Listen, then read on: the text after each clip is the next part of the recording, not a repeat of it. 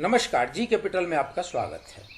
अब तक एपिसोड 20 तक हमने FST 001 की इकाई 1 से इकाई 14 तक की स्टडी को पूरा किया। अब खंड 4 की इकाई 15 के आगे की लेक्चर की शुरुआत करते हैं। इकाई 15 पर्यावरण के घटक। इकाई 14 में आपने जीवन के अस्तित्व के कुछ मूल तत्वों के बारे में जाना। आपने देखा कि जीवधारी वातावरण के साथ मिलकर पारिस्थितिक तंत्र बनाते हैं। इस इकाई में आप पृथ्वी के मुख्य 3 घटकों महासागर, वायुमंडल और वन का अध्ययन करेंगे। इनमें से प्रत्येक घटक एक पारिस्थितिक तंत्र बनाता है जिसके विशेष लक्षण हैं। उनकी पर्यावरण संबंधी स्थितियां भिन्न भिन्न हैं और उसी के अनुसार इन तंत्रों में रहने वाले जीव भी बेजोर हैं। हम यह भी चर्चा करेंगे कि किस प्रकार समय बीतने के साथ साथ ये तंत्र मनुष्य की अनेक गतिविधियों से प्रभावित होते गए। इस चैप्टर को पढ़ने का उद्देश्य यह होगा कि इस इकाई के अध्ययन के बाद आप पृथ्वी के पर्यावरण के 3 घटकों अर्थात महासागरों, वायुमंडल और वनों के बारे में जान सकेंगे और यह देख सकेंगे कि ये घटक किस प्रकार एक दूसरे से अलग हैं। महासागरों, वायुमंडल और वनों से संबद्ध कुछ विशेष पारिस्थितिकीय प्रक्रियाओं की व्याख्या भी कर सकेंगे। उपर्युक्त पर्यावरणीय घटकों के होने वाले नुकसान को पहचान सकेंगे और उनकी सूची बना सकेंगे, जैसे कि उद्योग, यातायात और कृषि इत्यादि। 15.2 महासागर। दुनिया भर के लाखों लोग हर साल महासागरों की ठंडी हवाओं का आनंद उठाने और नहाने तथा तैरने के लिए समुद्र तट पर जाते हैं। पारिस्थितिकीय रूप से कहा जाए तो ये महासागर इस पृथ्वी के सबसे पुराने और सबसे बड़े पारिस्थितिक तंत्र हैं। अटलांटिक, पैसिफिक, इंडियन, आर्कटिक और एंटार्कटिक संसार के मुख्य महासागर हैं। हालांकि ये एक दूसरे से जुड़े हुए हैं और अलग अलग भौगोलिक क्षेत्रों तक फैले हुए हैं, फिर भी इनके कुछ लक्षण समान हैं। इन लक्षणों की चर्चा करने से पहले हम यह बताना चाहेंगे कि इस इकाई में हम समुद्र और महासागर दोनों शब्दों का प्रयोग पर्यायवाची शब्द के रूप में करेंगे। 15.2.1 महासागरों की कुछ भौतिक विशेषताएं।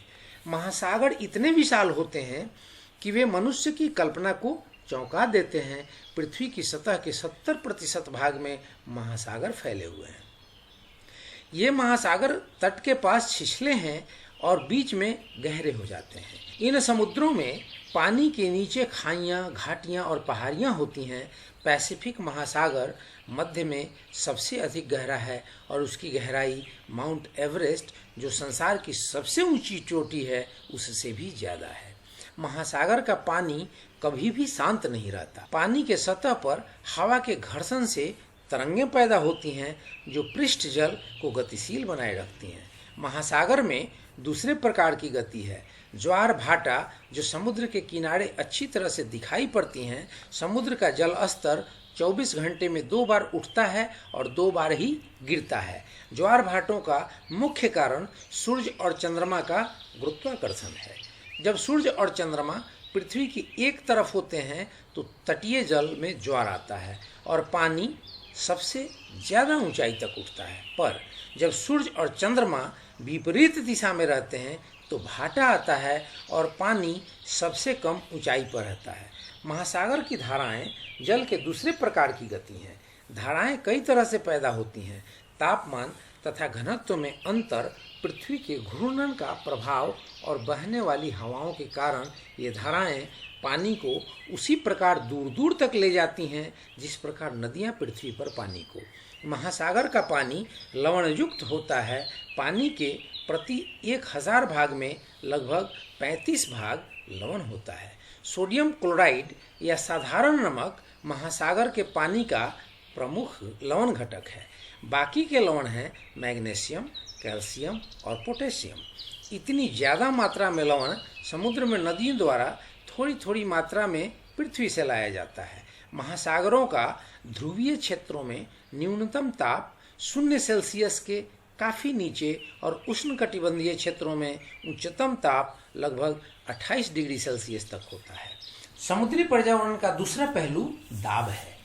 वायुमंडल समुद्र की सतह और धरती पर लगभग 1 किलोग्राम प्रति वर्ग सेंटीमीटर दाब डालता है। यह दाब महासागर की हर 10 मीटर की गहराई पर पानी के भार के कारण एक वायुमंडल के हिसाब से बढ़ जाता है। अगर आप महासागर में 3000 मीटर की गहराई पर हैं तो पृथ्वी की सतह की तुलना में वहाँ का दाब 300 गुना ज़्यादा होगा। किसी भी मनुष्य के लिए इतनी गहराई में किसी विशेष उपकरण की सहायता के बिना जीवित रहना असंभव होता है। 15.2.2 महासागरों में जीवन। महासागर सबसे बड़ा और सबसे घना पारिस्थितिक तंत्र है। इसमें बहुत छोटे पौधों और जंतुओं की भरमार है। 1 घन मीटर समुद्र जल में 2 लाख तक जीव हो सकते हैं। महासागरों की लगभग संपूर्ण गहराई में जीव पाए जाते हैं, किंतु महाद्वीपों और द्वीपों के तटों के आसपास इनकी आबादी बहुत घनी है। महासागरों में जीवों की मात्रा और उनके प्रकार को सीमित करने वाले कारकों में ऊर्जा, पोषक पदार्थ प्रमुख हैं। जैसा कि आप पहले पढ़ चुके हैं कि ऊर्जा पौधों को सीधे सूर्य से और अन्य सभी प्रकार के जीवों को अप्रत्यक्ष रूप से पौधों के माध्यम से मिलती है। महासागरों के जल में जैसे जैसे गहराई बढ़ती जाती है वैसे वैसे प्रकाश तीव्रता से घटता जाता है। सबसे स्वच्छ और सबसे शुद्ध जल में भी 200 मीटर तक की गहराई में रोशनी मुश्किल से ही पहुंचती है, जो प्रकाश संश्लेषण के लिए पर्याप्त नहीं है। इसलिए पौधों ने प्लवन विशेषताओं जैसे कोशिकाओं में तेल की बूंदें और वायु कोश आदि से अपने आप को इस प्रकार व्यवस्थित कर लिया है कि वे उसी अंचल में रहते हैं जहाँ तक सूर्य का प्रकाश पहुँचता है। इस क्षेत्र में अनेक प्रकार के पौधे छोटे, सूक्ष्मदर्शीय तथा प्लवमान होते हैं और वे पानी के साथ साथ अपवाहित होते रहते हैं। इसके अलावा कुछ बड़े पौधे आधार पर स्थित रहते हैं। पौधों का वितरण प्रकाश के प्रकार पर निर्भर करता है। हमने अभी तक पढ़ा कि सूर्य का प्रकाश पानी में कुछ ही दूर तक जा पाता है। प्रकाश के वर्णक्रम का लाल भाग पानी की ऊपरी सतह पर अवशोषित हो जाता है, फिर हरा भाग और फिर नीला भाग सबसे अधिक गहराई तक पहुंच पाता है। स्वाभाविक ही है कि विभिन्न प्रकार के शैवाल जो उस प्रकार के प्रकाश में उग सकते हैं विभिन्न गहराइयों में पाए जाते हैं। उदाहरण के रूप में हरे रंग के शैवाल सतह के पास मिलते हैं जहां वर्णक्रम के लाल भाग से पर्याप्त प्रकाश आता है।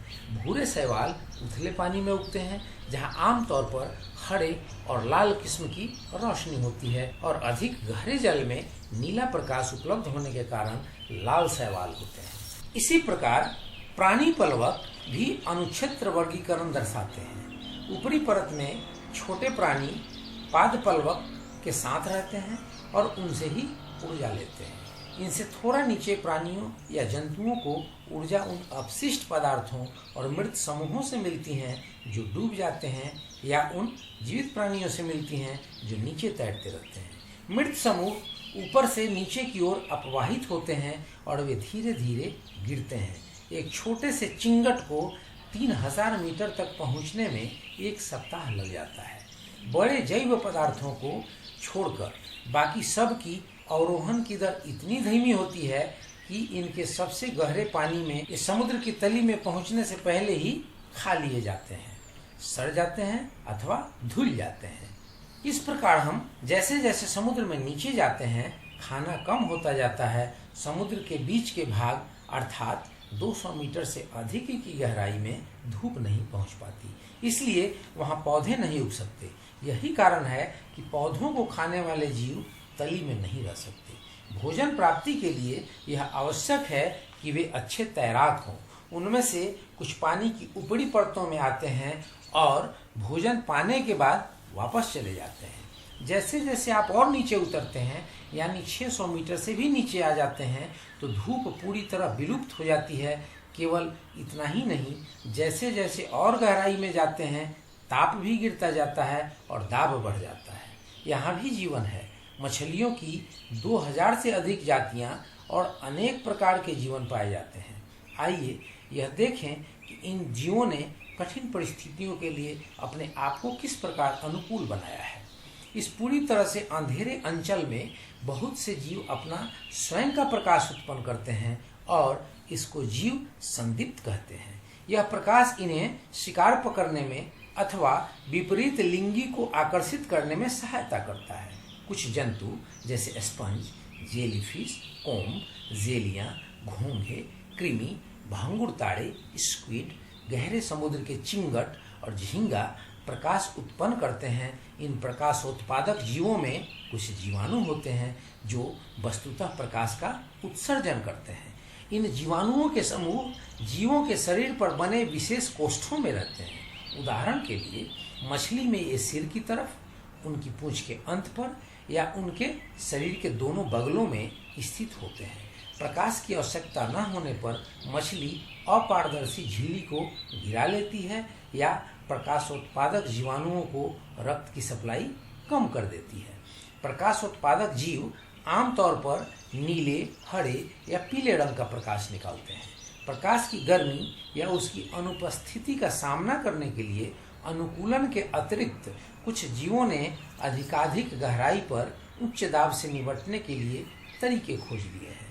ऐसे उच्च दाब पर चूना पत्थर से बनी हड्डियां और कवच अपघटित हो जाते हैं। इसलिए ऐसे मामलों में जीवों का कंकाल सिलिका से बनता है, जिससे वे उच्च दाब सहन कर सकते हैं। व्हेल के कान की हड्डियां, स्क्विड के जबड़े और शार्क के दांत सिलिका के बने होते हैं ताकि वे अधिक मजबूत रहें। ऐसी दुनिया में रहना जहाँ किसी भी तरह की सुरक्षा नहीं है अथवा परभक्षण के विरुद्ध कोई बचाव नहीं है, वहाँ जीवों ने शत्रुओं से बचाव के लिए और शिकार पकड़ने के लिए भी अनेक तरीके खोज लिए हैं। इन अनुकूलनों में विशिष्ट रूप से धारा रेखी शरीर रचना है जो इन्हें बच निकलने और शिकार का पीछा करने के लिए तेज गति प्रदान करती है। असामान्य रंग और सूंघने तथा सुनने की इंद्रियों का काफी विकसित होना दूसरे ऐसे ही तरीके हैं। पोषकों की उपलब्धता। पानी की ऊपरी परतों में मौजूद पोषक तत्व लगातार उत्पादक द्वारा ग्रहण किए जाते हैं जो वहाँ किससे शाकाहारी और मांसाहारियों में जाते हैं। सब जीव मर जाते हैं तो इन्हें दूसरे प्राणी खा जाते हैं अथवा ये अपघटकों द्वारा नष्ट हो जाते हैं और इनमें से कुछ महासागर के तल की गहराइयों में डूब जाते हैं। इस प्रकार सागर के पानी की ऊपरी परतों से पोषक तत्व हमेशा नीचे की परतों में जाते रहते हैं। क्या आप जानते हैं अगर पानी की ऊपरी परतों में पोषकों की पुनः आपूर्ति न की जाए तो क्या होगा? तब पादपल्वक भी नहीं होंगे जिनके फलस्वरूप प्रकाश संश्लेषण नहीं होगा और अंततः सभी जीव भोजन के अभाव में मर जाएंगे। वास्तव में प्रकृति में ऐसी स्थिति उत्पन्न ही नहीं होती। आइए देखें कि किस प्रकार लगातार पोषकों की पूर्ति होती रहती है। यह दो प्रकार की होती है। एक, समुद्र में मिलने वाली नदियां अपने पानी के साथ अनेक अन्य पदार्थों के साथ काफी पोषक तत्व भी लाती है। दूसरा, उत्प्रवाह। यह दूसरा माध्यम है और एक प्रक्रिया है जिससे पोषक तत्वों से भरा पानी गहराई से सतह पर लाया जाता है। वास्तव में इस प्रकार होता है कि तट के समांतर बहने वाली हवा सतह जल को किनारे की तरफ बहा ले जाती है। इसका स्थान गहरे महासागर से ऊपर की ओर आने वाली पानी ले लेता है। नीचे से आया यह पानी ठंडा होता है और पोषक तत्वों से भरपूर होता है। पोषक तत्व पर्याप्त होने के कारण उत्प्रवाह क्षेत्र बहुत उत्पादक होते हैं। यही कारण है कि विश्व में मत्स्य उद्योग इन्हीं क्षेत्रों में स्थित है। क्या आपको मालूम है कि महासागर का कुछ पानी नीला या दूसरा हरा दिखाई देता है? साफ नीले पानी में सामान्यतया पोषकों की कमी होती है और इसलिए इस जल में प्लवकों की संख्या कम होती है। प्लवकों के बड़े समुदाय को आश्रय देने वाला पोषक से भरपूर जल हरा और अपेक्षाकृत अंधकारमय दिखाई देता है। इसका कारण जल में उपस्थित अनेक छोटे जीवों के सूक्ष्म शरीरों द्वारा सूर्य के प्रकाश की प्रकीर्णन है। 15.2.3 महासागरों और तटों में पारिस्थितिकीय संकट। समूचे विश्व के तटीय और समुद्री क्षेत्रों जिसमें भारत भी शामिल है पर भारी दबाव है क्योंकि विश्व की आबादी का लगभग 2/3 भाग तटों के नजदीक रहता है और समुद्री भोजन का 60% तटों के पास से जुटाया जाता है। अधिकतर कचरा, वाहित मल और औद्योगिक अपशिष्ट आदि सभी समुद्र में ही डाले जाते हैं। औद्योगिक क्रांति के साथ साथ तरह तरह के वस्तुओं का उत्पादन बढ़ा, लेकिन इसके साथ ही अनेक प्रकार के रसायन, धुआं इत्यादि अपशिष्ट भी वातावरण में बड़ी मात्रा में छोड़े गए। भारी मात्रा में विभिन्न प्रकार के अपशिष्ट समुद्र में डाले गए। उस समय आम धारणा यह थी कि समुद्र बहुत बड़ा है और उसमें उसका संतुलन बिगाड़े बिना कुछ भी डाला जा सकता है। यहाँ तक कि भारत के पश्चिमी तट अर्थात अरेबियन सागर में हजारों की संख्या में मरी हुई मछलियाँ देखी जा सकती हैं, जो उर्वरक कारखानों से निकले जहरीले अपशिष्ट पदार्थों के कारण मरती हैं। इस तरह की घटनाएं अक्सर होती हैं। अतः हमें इन सभी हानिकारक रसायनों को समुद्र में छोड़ने के पहले जहरीले तत्वों को अलग कर लेना चाहिए। नदियां बहुत ज्यादा मात्रा में बालू अपने साथ पहाड़ों और मैदानों से लाती हैं, जिसे गाद के रूप में समुद्र के तट पर इकट्ठा कर देती हैं। नदियां अपने साथ मैदानों से जो पानी लाती हैं उसमें उर्वरकों और जीवनाशक की कुछ मात्रा भी रहती है। एक नए प्रकार का प्रदूषक बिजली संयंत्र और न्यूक्लियर उद्योग से निकले रसायन हैं, जो अभी अभी प्रकाश में आए हैं। इन रेडियोधर्मी रसायनों से महासागर के सभी जीव नष्ट हो सकते हैं। ऐसे अपशिष्ट पदार्थ बहुत बड़ी मात्रा में विकसित देशों में हर साल उत्पन्न होते हैं और ये देश इन्हें अविकसित देशों के सागरीय तटों पर इकट्ठा कर देते हैं। कई बार ऐसा देखा गया है कि तेल वाहक जहाज तेल ले जाते समय तेल की धार अपने पीछे छोड़ते जाते हैं और इस प्रकार तेल की एक पतली परत बहुत बड़े क्षेत्र में फैल जाती है, जिससे समुद्री जीवों को ऑक्सीजन नहीं मिल पाता। नीचे दी गई तालिका 15.1 में हमने भारतीय समुद्री तटों पर होने वाले प्रदूषणों का वर्णन किया है। अब इस तालिका को अगर आपको समझना है तो तालिका में एक तो क्रम संख्या है, दूसरा क्षेत्र है और वो क्षेत्र किस प्रकार का प्रदूषण करता है वो तीसरी तालिका में है। इस तालिका को आप ही बना सकते हैं। पहले में तो लिख लें क्रम संख्या, दूसरे में लिखें कि किस क्षेत्र में तो क्षेत्र, और उस किस प्रकार की प्रदूषण फैलाती है तो तीसरा हो गया प्रदूषण की किस्म। तो इसको अब आगे बढ़ते हैं समझने के लिए। क्रम संख्या 1, कच्छ की खाड़ी और गुजरात के तट, ये तो हो गया क्षेत्र। अब ये किस प्रकार के प्रदूषण फैलाते हैं तो तट के अपरदन के कारण प्राकृतिक तलछट जमा होना, वायु द्वारा बालू का निक्षेपण, नमक बनाने वाले उद्योगों से प्रदूषण, ईंधन और चारे के रूप में काम में लाने वाले तटों पर उगने वाले पेड़ पौधों को नष्ट करना। अब दूसरा क्रम जो होगा उसमें कौन सा क्षेत्र है, पश्चिमी तट बंबई से लेकर केरल तक।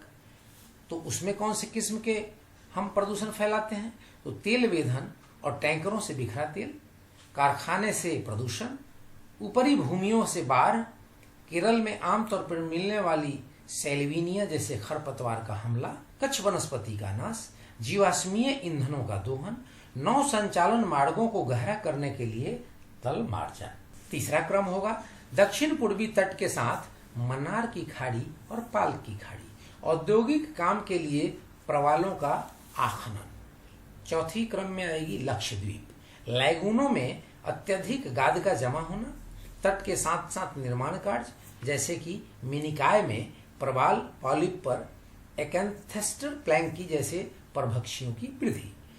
पांचवी जो क्रम होगी उसमें होगी हुगली, कलकत्ता के चारों ओर फैले 150 किलोमीटर से भी अधिक प्रमुख कारखानों से बिना उपचारित औद्योगिक मलबा, जिसमें 87 सन मिले, 12 कपड़ा मिले, 7 चर्म संस्कारशालाएं, 5 कागज व लुगदी के कारखाने और 4 आसवनिया डिस्टिलरियां शामिल हैं, जिनसे नदी में लगातार कच्चा वाहित मल गिरता रहता है। तो इस तालिका में आपने टोटल 5 क्रम संख्या पढ़े अपने देश के 5 भागों के जो समुद्र से जुड़े हुए हैं, और वहाँ के आपने प्रदूषणों के बारे में पढ़ा और वो तालिका आपने बनाई। इस तालिका को क्रमबद्ध तरीके से याद कर लें ताकि आपको एग्जाम में मदद मिलेगा।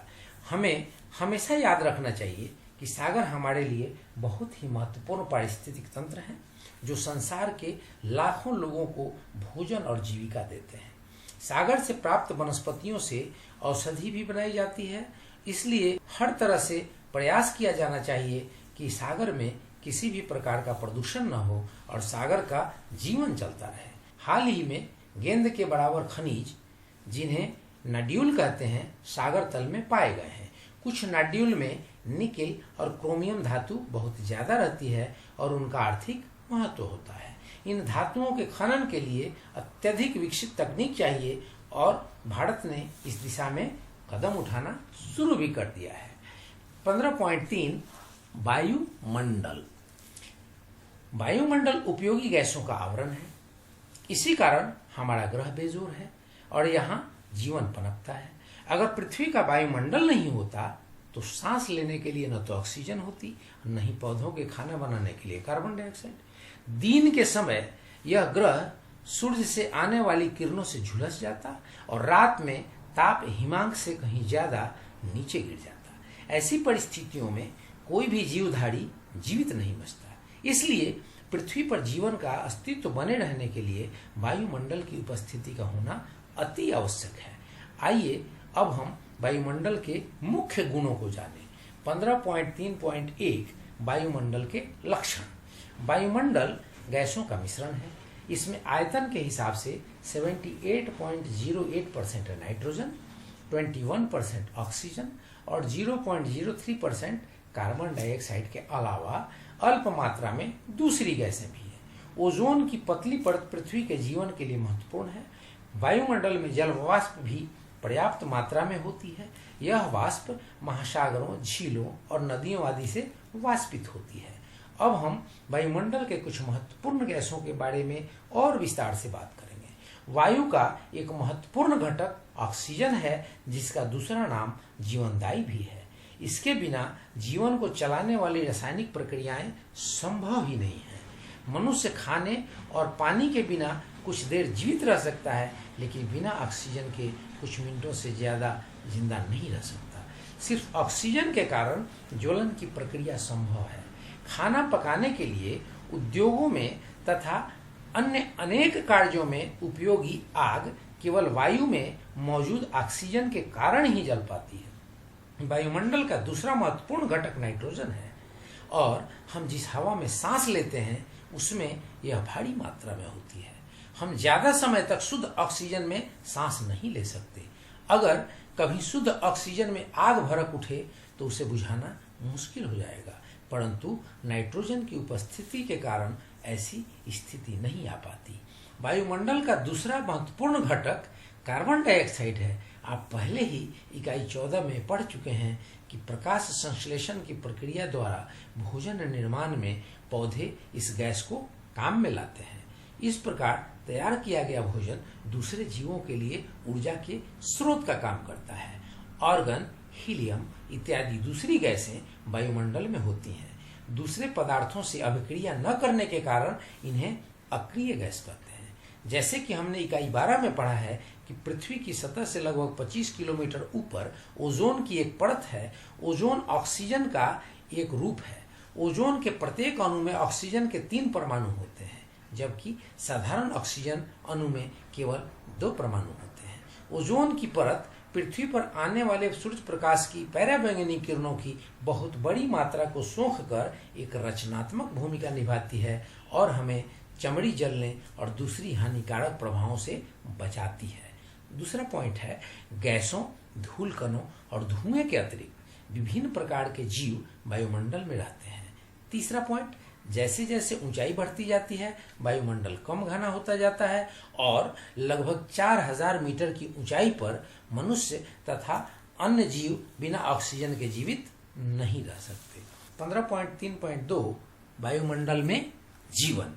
पृथ्वी की तरह वायुमंडल में भी जीवधारी होते हैं। विभिन्न प्रकार के कीट और चिंचिड़ी, पक्षी, चमगादड़ तथा दूसरे जीव होते हैं जो शायद आपने देखे होंगे।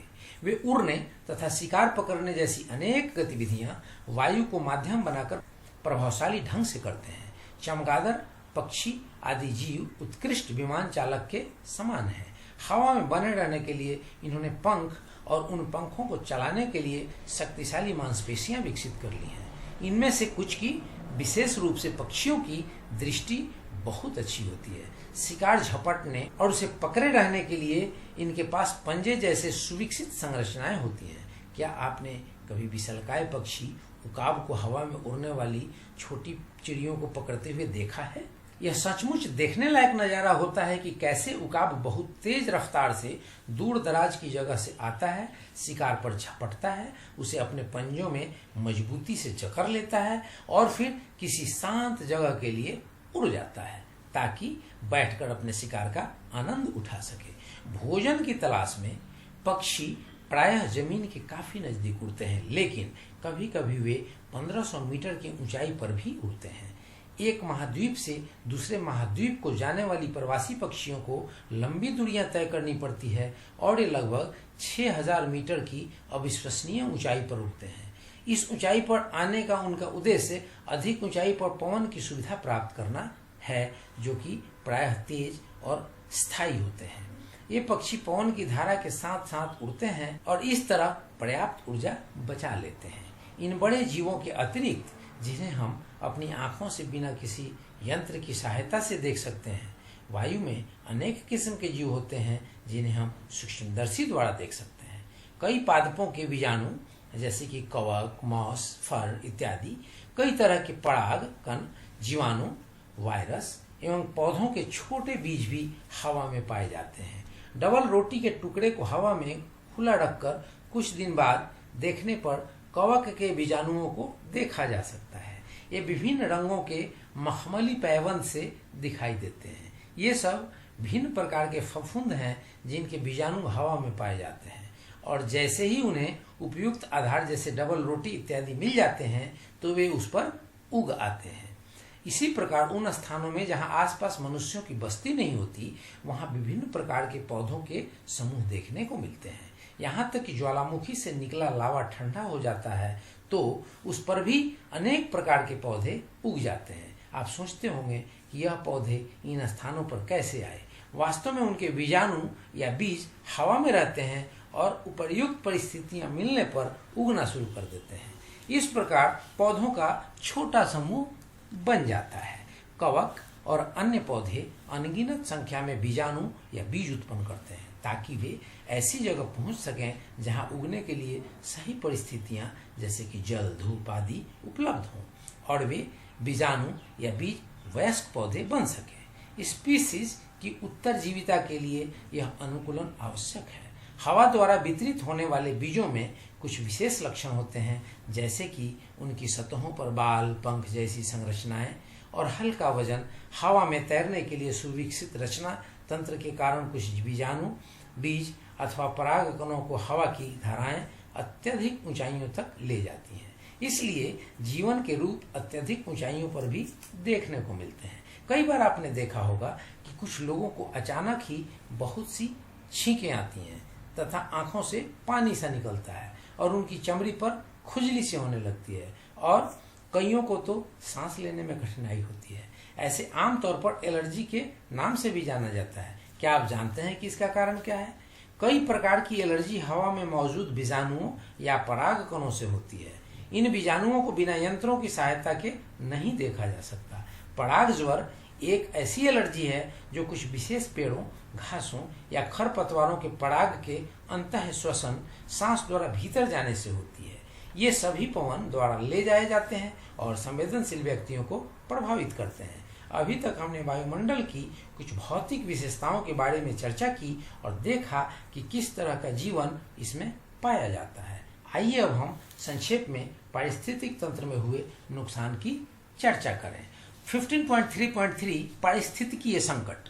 प्राकृतिक वायुमंडल जो मनुष्य को विरासत में मिला था, साफ था और स्वास्थ्यवर्धक हवा से भरपूर था, जो अत्यधिक हानिकारक किरणों से हमारी रक्षा करता था। इस वायुमंडल का स्वरूप मनुष्य की गतिविधियों जैसे कि बढ़ती जनसंख्या और औद्योगिकीकरण के प्रभाव से बिगड़ गया है। फैक्ट्रियों से लाखों टनों की मात्रा में धुआं और धूल, कारों और बसों जो कि न सिर्फ धुआं छोड़ते हैं बल्कि सड़कों से मिट्टी भी उड़ाते हैं, तथा खेतों में छिड़के जाने वाले कीटनाशक ने वायुमंडल के आदर्श स्वरूप को बदल दिया है। वायुमंडल प्रदूषण अब और ज्यादा चिंता का विषय बनता जा रहा है, क्योंकि सभ्यता के साथ साथ इसका भी फैलाव होता जा रहा है। बड़े शहरों तथा औद्योगिक क्षेत्रों के निकट समस्या इतनी गंभीर हो गई है कि वहां पक्षियों की संख्या भी कम हो गई है और हवा सांस लेने के उपयुक्त नहीं है। अब गांव भी प्रभावित हो रहे हैं। हमें प्रदूषण को कम करने के लिए सख्त कदम उठाने होंगे और वायुमंडल, जो कि हमारा महत्वपूर्ण और अप्रतिस्थापनीय साधन है, को स्वच्छ तथा स्वस्थवर्धक रखने के लिए भरपूर कदम उठाने होंगे। अगली इकाई में आप विस्तार से वायुमंडल के बारे में पढ़ेंगे। तो फ्रेंड्स, ये रहा 15.3.3 पारिस्थितिकीय संकट तक का चैप्टर। आपने इसे पढ़ा, अब इसकी आप नोटशीट बनाएं और इनके बोध प्रश्नों का आंसर तैयार करें। आंसर तैयार करने के लिए लेक्चर को 1-2 बार सुन लेंगे, आपको सुविधा हो जाएगी। अब अगले चैप्टर में 15.4 के बारे में पढ़ेंगे। तो फ्रेंड्स, वीडियो को यहीं विराम देते हैं। वीडियो को लाइक करें, सब्सक्राइब करें, शेयर करें और बेल आइकन बटन प्रेस करना ना भूलें, ताकि ये इन्फॉर्मेटिव वीडियो सबसे पहले आप तक पहुंचे। जय हिंद, जय भारत।